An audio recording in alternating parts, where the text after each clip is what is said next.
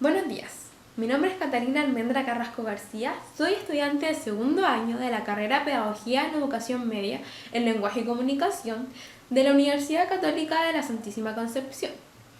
El día de hoy voy a responder ciertas preguntas que fueron extraídas de la entrevista dada por Darío Rojas de su libro ¿Por qué los chilenos hablamos como hablamos? La primera pregunta que voy a responder es: ¿los dialectos o formas dialectales son exclusivas de nuestro país, es decir, Chile? Primero que todo hay que entender qué es un dialecto. Los dialectos son variantes de una lengua, es decir, está la lengua y a partir de ella nacen distintas palabras o frases que son utilizadas por un determinado grupo. Este grupo puede clasificarse según su territorio, según su estatus social o según el entorno o la ocasión en que esté la persona. Por ejemplo, una persona que vive en Temuco con una persona que vive en Santiago van a utilizar palabras diferentes al referirse a una misma cosa o a un mismo objeto. Se van a entender, se van a comprender, pero va a ser diferente la forma de expresarse. Lo mismo ocurre en otros países. Dentro del país van a haber grupos determinados que van a utilizar ciertas palabras. O comparando, por ejemplo, México y en Chile se ocupa la lengua española, pero a la palta en Chile se le dice palta, pero en México se le dice aguacate. Y aún así es la misma lengua, pero diferentes dialectos. Según también lo que menciona Darío Rojas, los dialectos son expresiones que tienen su capacidad expresiva en potencia. ¿Qué quiere decir esto? Que ninguno es mejor que otro. Todos los dialectos van a tener la misma potencialidad. Por ejemplo, se hablaba del COA. Este es un dialecto utilizado por los delincuentes. Y no porque lo utilicen los delincuentes va a ser malo o va a ser peor que uno que se utilice en una ocasión formal. Entonces hay que comprender que todos los dialectos están al mismo nivel y pueden ser utilizados siempre para la comodidad de las personas y para expresarse de una manera mucho más fácil con otros.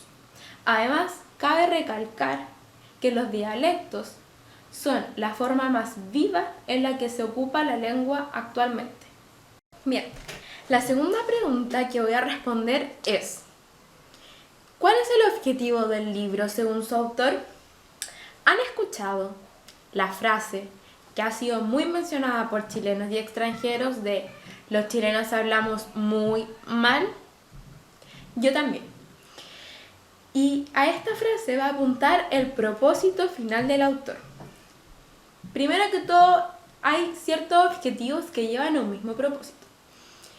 El autor quiere responder la pregunta ¿por qué los chilenos hablamos como hablamos?, que es asimismo el nombre del libro. El primero va a plantear la historia de las lenguas, cómo nacen, de dónde surgen, cuáles son las lenguas madres, cuáles son las hijas y las lenguas hermanas, cómo se dividen y cómo se van expandiendo. Pero va a hacer énfasis y se va a centrar en el español de Chile, en la lengua española, pero en la que se utiliza en Chile. Haciendo todo este recorrido, uno de los otros objetivos que va a tener también es entregar juicios de valor. Pero estos juicios van a estar fundamentados. ¿Qué quiere decir? Que va a tener argumentos válidos desde la historia, como ya mencioné, desde experiencias, investigaciones hechas por él, encuestas, etc. Todo este respaldo llevará a que se vaya entendiendo la forma en que los chilenos utilizamos al hablar, al comunicarnos. Juntando estos dos ámbitos, las historias de las lenguas y los juicios que va a emitir, vamos al propósito final, que es que los lectores logren formular una opinión propia acerca de cómo hablamos los chilenos, de si hablamos bien o hablamos mal, pero fundamentada. No solamente que digan, oh, los chilenos sí, hablamos muy mal. ¿Y por qué? Porque lo escuché. ¿Por qué? Porque alguien me lo dijo del extranjero, porque allá dicen que hablan de una forma espectacular y acá no. sino que digan, no, los chilenos hablamos mal por tal razones, o que digan, no, en verdad los chilenos hablamos bien y utilizamos nuestro propio dialecto, pero con fundamentos. El autor quiere llegar a que sus lectores tengan un pensamiento crítico, puedan dar su opinión basada en fundamentos y argumentos válidos, respaldados. La tercera y última pregunta que responderé el día de hoy es: ¿por qué se dice que la lengua española y la portuguesa están emparentadas? Primero que todo, hay que entender qué es una lengua. Y una lengua es un sistema lingüístico propio de los seres humanos que se puede ver en forma verbal y escrita. Estas lenguas nacen para que las personas logren comunicarse entre sí. Y esta es una necesidad casi vital, porque todos los seres humanos necesitamos de los otros para poder vivir en comunidad. Las lenguas, cuando nacen hace muchos años, mucho tiempo atrás, aparecen las indoeuropeas. De las indoeuropeas podemos rescatar exactamente las romanenses. Estas lenguas romanenses podríamos decir que es una lengua madre que tiene hijas. Y estas hijas son la lengua española, el portugués. Al ser lenguas hermanas, van a estar emparentadas. ¿Y sabían que el italiano, el catalán y otras lenguas más también son hermanas de esto? ¿Qué quiere decir? Que van a compartir palabras o significado de palabras iguales. Porque en algún momento estuvieron muy unidas. Después se empezaron a distanciar y el español quedó más en un territorio y el portugués en otro territorio. Lo que no quiere decir que no hubieran palabras que son idénticas.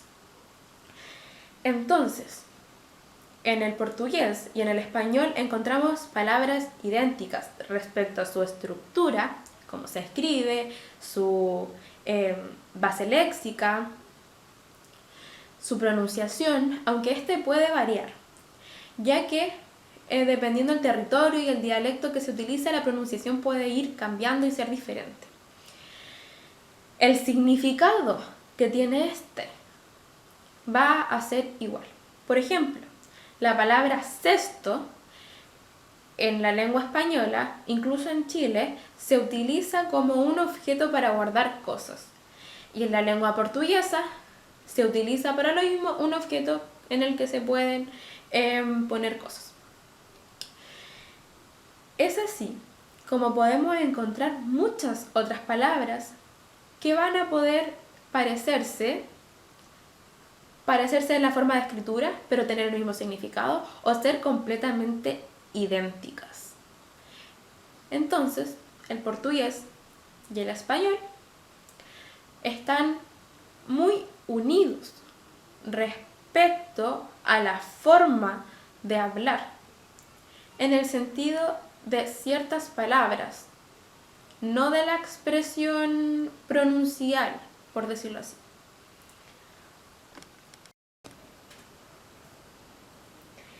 Muchas gracias por su atención, espero hayan disfrutado y hayan podido comprender lo que yo les quise explicar.